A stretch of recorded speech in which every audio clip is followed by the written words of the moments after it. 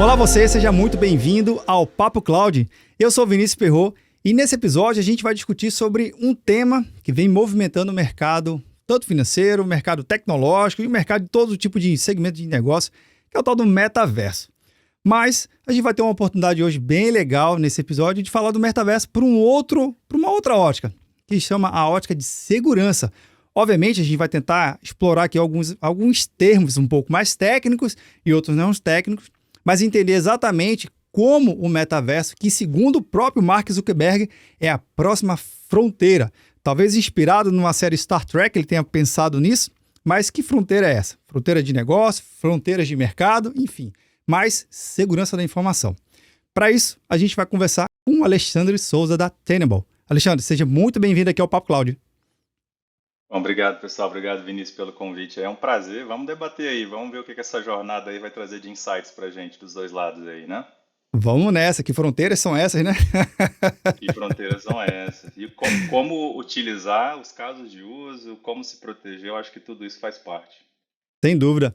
Mas, Alexandre, um recado rapidinho aqui para quem está vendo ou nos ouvindo. Bem, o Papo Cloud aqui fechou uma parceria nova com o pessoal da MIT Technology Review e todo participante agora, convidado aqui do Papo Cloud, vai receber na sua casa, no seu exemplar. Então, Alexandre, esse aqui é o seu exemplar que vai para sua casa, fechadinho, lacradinho, que a gente sempre apoia no conceito de conhecimento. Conhecimento de qualidade, nunca demais, e agradeço ao time da MIT Technology Review por disponibilizar esses exemplares e ajudar a fomentar esse conteúdo bem bacana aqui no Papo Cloud. Mas bora lá!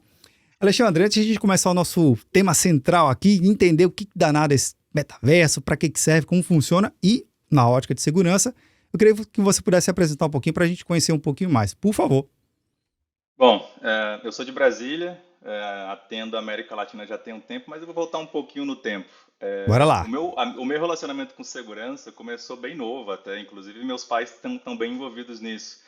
Eu cheguei da faculdade com CDs, né, de Hacker 1 até o Hacker 15, que era CDs de treinamento, né, e aí falava de banco de dados, internet, tudo lá para você explorar vulnerabilidades, como você se proteger. Era um treinamento de hacker ético, né.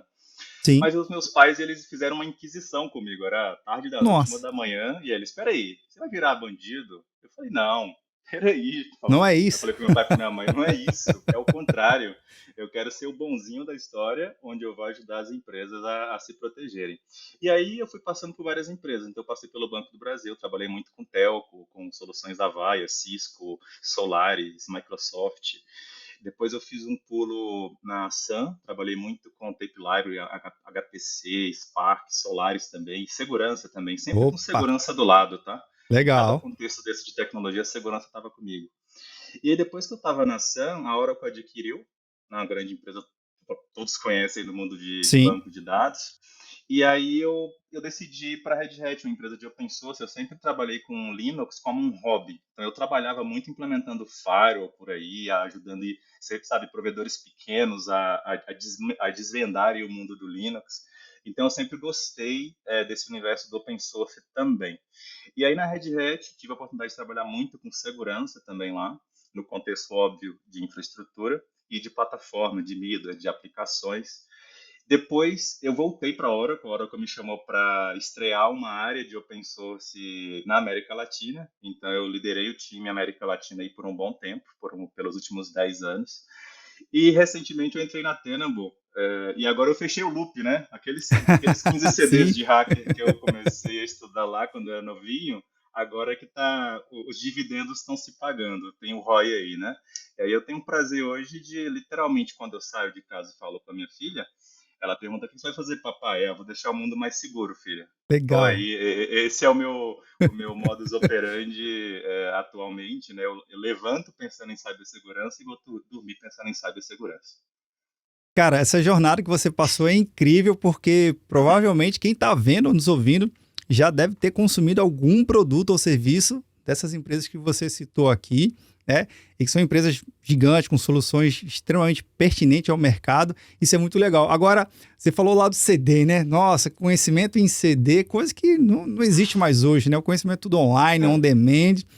É um conhecimento que era restrito antigamente, né? Até mesmo você ter esse tipo de informação era bem restrito. E hoje, com acesso 24/7, gratuito em sua boa parte, e alguns pagos, mas mesmo assim o acesso é muito mais rápido. Então não é desculpa das empresas quererem implementar e os profissionais quererem se especializar, né, não, Alexandre? Senão, porque eu tenho que comprar um CD. Não tem isso. Não, não tem isso. Ainda mais agora com o metaverso, vai ficar muito mais gostoso ainda. A experiência de aprendizagem vai ser bem melhor, vai ser exponencial. Então aí não, de novo, aí não vai, é desculpa zero, tá? Perfeito, essa é a ideia, desculpa zero. Agora, Alexandre, vamos dizer que alguém que esteja também acompanhando fala assim, Tenable, nunca ouvi falar. Cara, uma empresa que nasceu lá, acho que foi em 2002, se minhas pesquisas não me enganaram aqui, atende mais de 40 mil funcionários, né, empresas, na verdade, perdão, mais de 40 mil empresas no mundo inteiro. Cara, explica, resume aqui pra gente, o que, que vocês fazem aí dentro e como você promove um ambiente mais seguro para o mundo todo. Como diz o gringo, spot on, né? Tudo que você falou é Exato. verdade. Quem conhece Nessus aí sabe do potencial dessa solução. Então lá desde 2003 ela é bem popular. Só que aí a Tenable ela foi crescendo organicamente e por aquisições ao longo desses anos. Foi uma Legal. jornada para a gente chegar onde a gente chegou. Então ajudamos organizações, como você falou, 40 mil ao redor do planeta, da Fortune 500, da Global 2000, grandes órgãos governamentais. E a gente ajuda essas empresas e organizações a entenderem e gerenciarem seus riscos cibernéticos, trazendo mais visibilidade, uma visibilidade mais ampla para a superfície de ataque moderna. A gente está falando de tecnologia operacional, de IT, data centers, multi-cloud. Só que isso por si só não é suficiente para um CISO só falar de visibilidade com o board. Ele precisa traduzir isso tudo para risco. E a nossa ferramenta vem com a cereja do bolo. Ela traz essa visibilidade 360 e converte isso em risco. Então você consegue falar a língua dos executivos que já falam de risco legal, Sim. risco financeiro, risco de imagem, enfim. Então a conversa vai para outro patamar entre, por exemplo, assumir riscos, o risco de fazer algo versus não fazer algo, se eu tenho um seguro cyber, como isso se encaixa na conversa, se eu já tenho aqui uma visibilidade de risco da minha infraestrutura de assets físicos e digitais, Sim. que só vem se ampliando, e eu tenho um seguro cyber, como é que eu vou lidar com essa conversa com o meu executivo? Eu vou para qual caminho? Eu só aposto no seguro cyber ou eu faço os dois? Eu aposto e melhoro a infra. Então, tem várias opções de tomada de decisão e ágil. Então, a nossa solução ela traz a informação necessária para o executivo na hora certa. Cara, isso que você falou, Alexandre, que resume brilhantemente, porque o que vocês fazem é exatamente o principal desafio e dores dentro das empresas e das organizações e dos dois times, né? O time mais técnico e o time de negócio. Porque fala assim, qual é a área primária que eu vou tentar defender? Ou quais são as áreas primárias? Esse é um ponto, umas 10 casas antes, né? Eu entender Exato. primeiramente qual é o meu tamanho do meu risco e ali buscar soluções. E nem todo risco se deve ser solucionado com a mesma ferramenta ou com o mesmo conjunto de obra, né? Tem coisas Sim, diferentes, tem áreas diferentes. Então, essa é a principal possibilidade que vocês acabam ajudando a empresa, né? Pelo que eu estou entendendo aqui.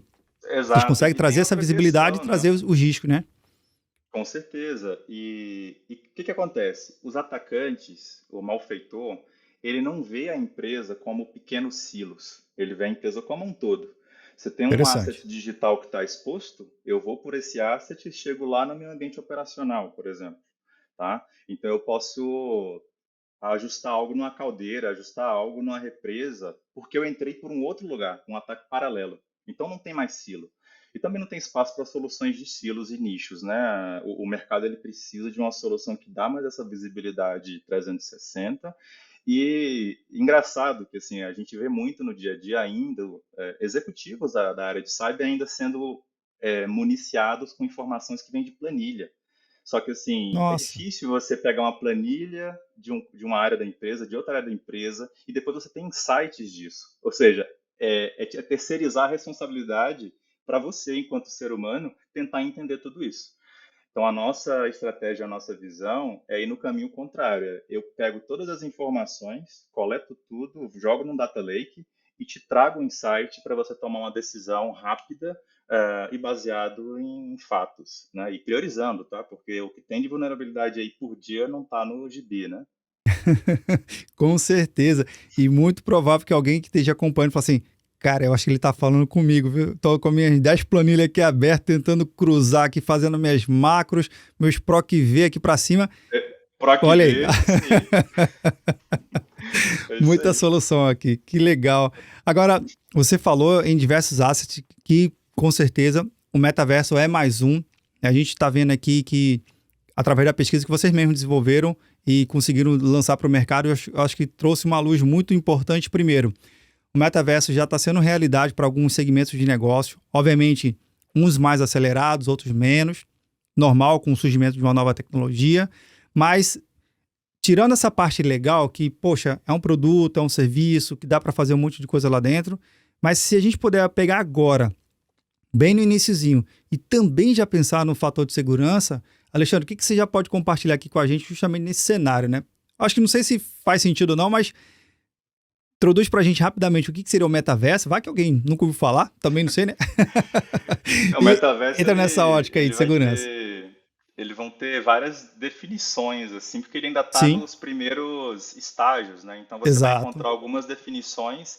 Uma delas que eu gosto é quando você elimina a, a diferença entre o que está no real e no digital.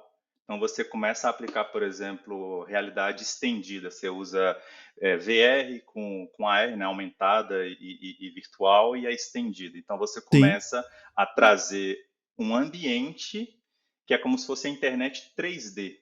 E nessa internet 3D, que a gente está num ambiente flat aqui, né? A gente está se vendo, está gravando e tudo aqui, mas a gente está num ambiente exato. flat, Web 2.0 e tal. Quando a gente pensa no metaverso, a gente já vai num ambiente de imersão, onde eu entro naquele ambiente, eu posso, por exemplo, fazer um onboard da minha empresa, que é uma multinacional, e não tem escritórios físicos. Eu entro nesse ambiente de multiverso e consigo interagir com as pessoas, assim como se estivesse num jogo. Tanto Bacana. que a parte core do metaverso no desenvolvimento são as engines de games, né? Se a gente for ver, por exemplo, a Microsoft não vai gastar 69 bi na Activision à toa. Então, essas engines de jogos ajudam a deixar o ambiente mais agradável, os avatares mais próximos do que a gente está acostumado, né? E a conversa flui num ambiente virtual e de alta imersão, né? E aí, futuramente, imagina, sei lá, eu estou fazendo meu exercício de fitness com os meus dispositivos conectados com o metaverso e os dados sendo compartilhados, né? Então, é uma outra opção. E, óbvio, como a gente precisa fazer no nosso dia a dia, provar que isso é a verdade. E a gente só prova isso com risco. Com risco, e esse risco versus o impacto e as consequências negativas para o negócio. Acho que uma coisa que você está falando aqui, Alexandre, é uma coisa bem legal, que é, primeiro, não tenha medo de conhecer os seus riscos, né? Encare-os, né? Saiba que eles existem e Sim, que ali o risco ele vai, uma vez que você vai ter ciência, obviamente, de novo, é a questão de escolha, né? E de condições de atuação. Vai ter risco que você vai querer atuar, vai ter como atuar, seja tecnicamente ou financeiramente, mas conhecer e mudar o discurso, né? Mudar a postura do time de técnico e o time de TI para com que ele seja protagonista desse processo de mudança. E olha, você deu um exemplo sensacional. Que espero um dia a gente poder gravar esse case aqui que você mencionou rapidamente, mas o cliente falar que antes que era uma área meio que reprimida, que agora tem um orçamento exclusivo para ela, cara, essa é a mudança que a gente quer ver. com certeza. E assim, eu tenho visto também é de novo, é mais uma esperança quando a gente vê, por exemplo, os relatórios do Fórum Econômico Mundial. Sim, Já tem uns 4 anos que eu fico acompanhando direto e riscos cibernéticos sempre estão ali quarto, quinto lugar, mais ou menos. E, por exemplo, desastre natural também é um ponto. E quando você cruza essas duas possibilidades, aí o risco e o impacto é altíssimo. Ou seja, um hacker que vai numa represa, hackeia o sistema e com isso gera-se, por exemplo, algum dano ambiental. Então, tudo isso potencializa. Então, quando eu vejo os executivos entendendo o risco isolado de cyber e mescla isso com outras possibilidades, com hacktivismo, tudo que pode vir num ataque hacker, isso me dá mais gás e energia para seguir no discurso, porque a visão que o mercado está indo é uma visão que a Tenable já está pioneira, que é trazer a exposição ao risco cibernético e mapear a sua superfície de ataque só vem crescendo e não vai parar de crescer. O Sim. metaverso, quando ele engrenar, as empresas, a grande maioria, com certeza vai entrar. Se você for lá no relatório, 23% dos 1.500 que foram entrevistados já estão em empresas que já estão de alguma maneira no metaverso, tá? E outras, 68%, elas vão explorar nos próximos 36 meses. Então a gente não está falando só de uma hype, a gente está falando de algo que está sendo construído em tecnologias sólidas. Eu estou falando do blockchain, que traz confiança inerente ao que é o blockchain. Eu estou falando da possibilidade dos NFTs que vão girar nesse mundo do metaverso. Eu estou falando da Web 3.0, que, assim, uma das coisas que eu acho legal, tirando a parte técnica, eu estou falando de uma situação peer-to-peer. Então, assim, eu Sim. monetizo contigo na Web 3.0 e eu consigo fazer smart contracts que vão fazer o caminho do dinheiro. Então, imagina eu ter uma falha de segurança num contrato que está automaticamente gerenciando transações no meio ambiente do multiverso. Eu não posso deixar Nossa. isso acontecer. Então, existe aí uma série de tecnologias que formam, que vão formar e já formam hoje o mundo do metaverso, e a gente precisa, enquanto empresas de cyber, ir se adaptando, porque muitas soluções do passado, e dependendo da visão da empresa, onde ela se encontra hoje, enquanto uma empresa de cyber, ela não vai conseguir acompanhar esse ritmo. É aquela questão da visão, né? Quando a empresa ela tem a visão que Verdade. vai além do alcance, não Opa. importa o como você faz, entendeu? Então é o caso da Tenable. A nossa visão ela tá anos-luz de gestão de vulnerabilidade. A gente está falando de traduzir os riscos para as pessoas certas e conseguir mais dinheiro para a cyber. É uma das coisas que a gente está falando. A gente está falando de proteção e eliminar pontos cegos. A gente está falando, por exemplo, de evitar um desastre natural. Então é esse tipo de visão que o mundo está esperando. Eu acho que o mundo estava esperando há muito tempo alguma plataforma que conseguisse, sabe, dar com exatidão os insights necessários para o dia a dia operacional. O tempo está escasso.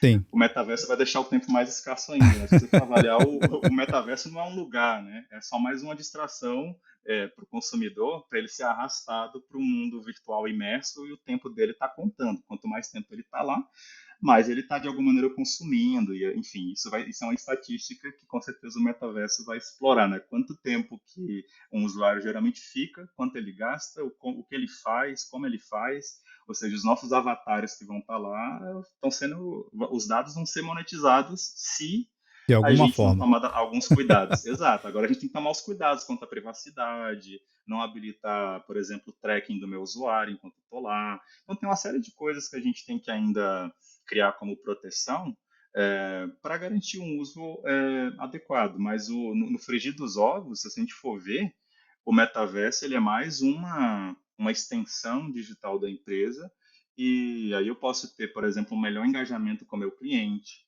eu posso ter uma melhor experiência de onboarding até a saída do meu funcionário, eu posso ter grandes conferências onde o funcionário está imerso numa plataforma mais amigável, mais gaming experience. O social também dentro do metaverso ele vai estar em outro nível. Se a gente for ver até as plataformas de gaming já vem colocando uma salpicada de rede social já tem um bom Verdade. tempo, né? Já Então tem um bom existe tempo. isso lá. Então já tem sabe, os usuários que vão adotar os early adopters do metaverso, a gente já sabe quais são. Sim. Potencialmente metade do planeta aí, uns 3, 4 bi de gamers, os ditos gamers oficialmente, mas tem gente que é gamer e não sabe. Os entusiastas, né? Não se diz que é gamer, né? Também. E aí você tem ali mais metade do planeta que usa rede social. Aí quando você vê que, sei lá, em 2040, pelo menos é estimado pelo Fórum Econômico Mundial, que a gente vai ter mais ou menos 500 milhões de adeptos ao metaverso, é um número bem alto. Metade de 1 bilhão não é pouca coisa. Então, Muito expressivo. a gente sabe que vai acontecer.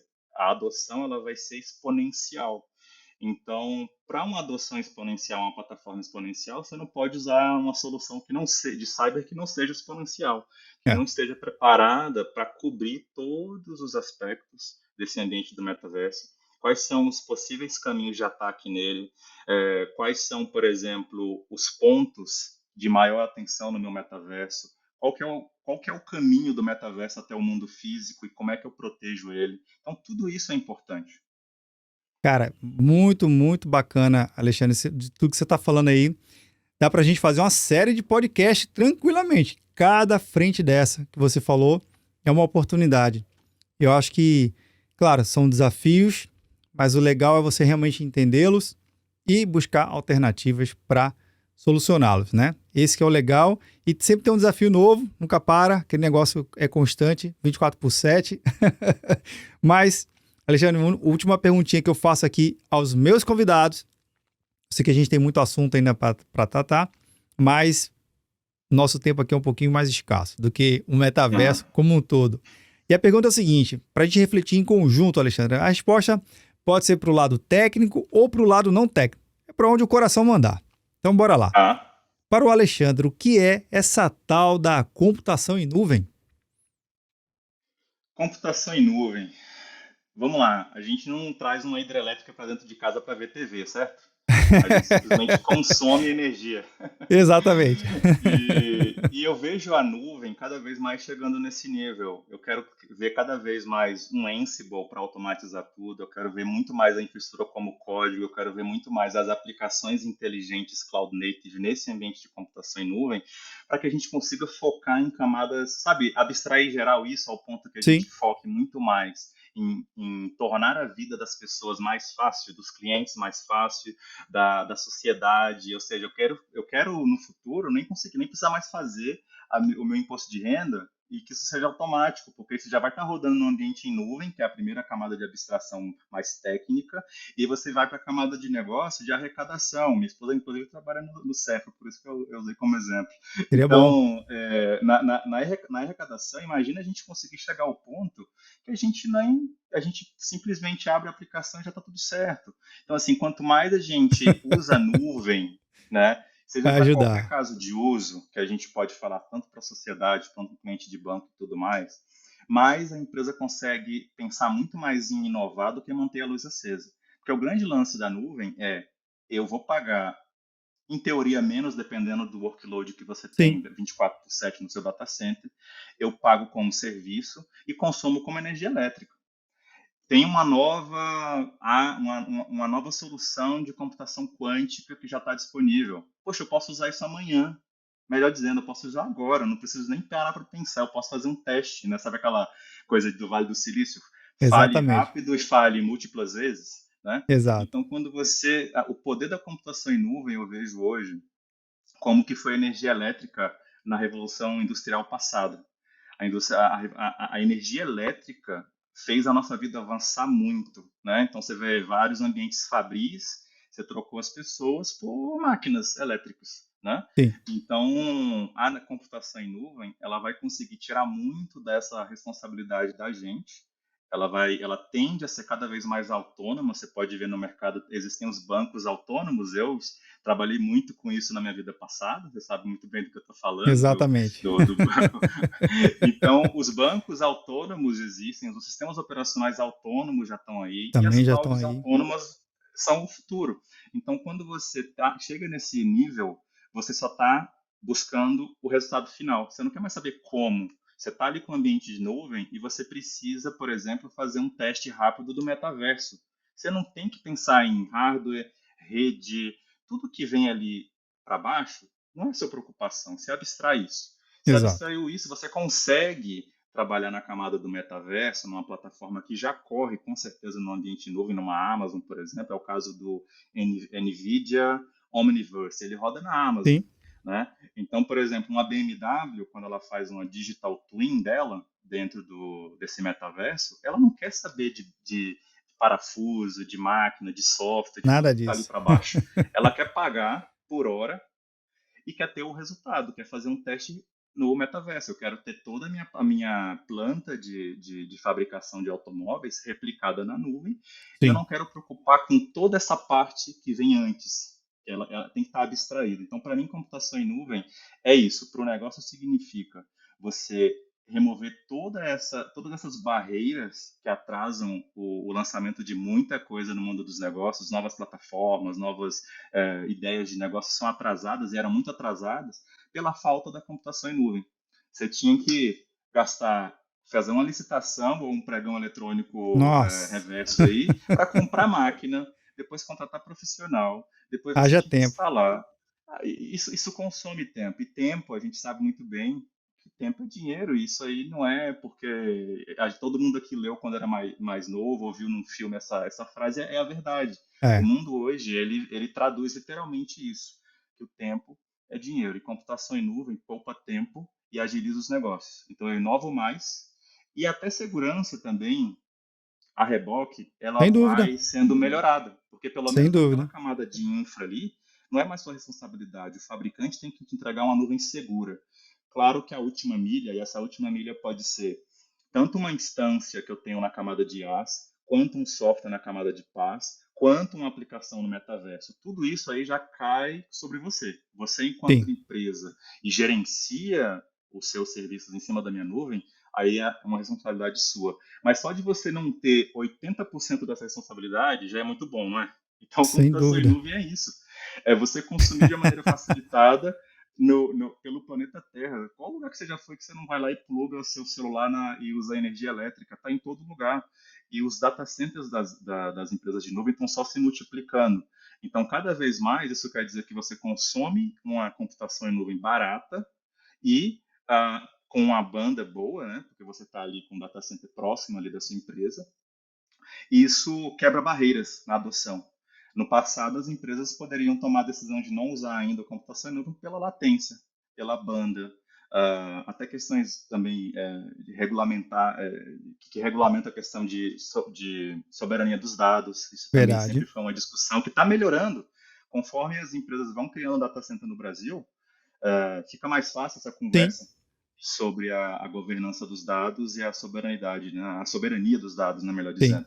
Então, isso para mim é computação em nuvem. Existe toda uma questão técnica por trás que resolve 1000 problemas técnicos, deixa tudo mais repetitivo, mais fácil de ser consumido, e para o negócio, é o negócio crescer sem ter amarras. Isso é mais importante ainda, né? Crescer sem essas amarras aí. Alexandre, queria muito agradecer aqui todos os insights compartilhados aqui com a gente, que está acompanhando. E a gente vai marcar mais vezes, viu? Para a gente falar de mais cases de sucesso, que isso é um tema. Segurança da informação nunca é demais e tem que estar presente em várias agendas. E aqui no Papo Cloud também é importante a gente tratar. Alexandre, obrigado, viu? Até a próxima.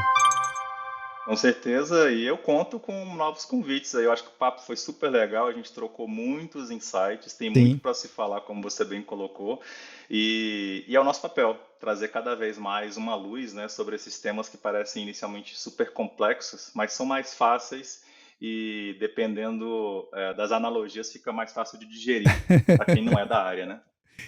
Sem dúvida, sem dúvida.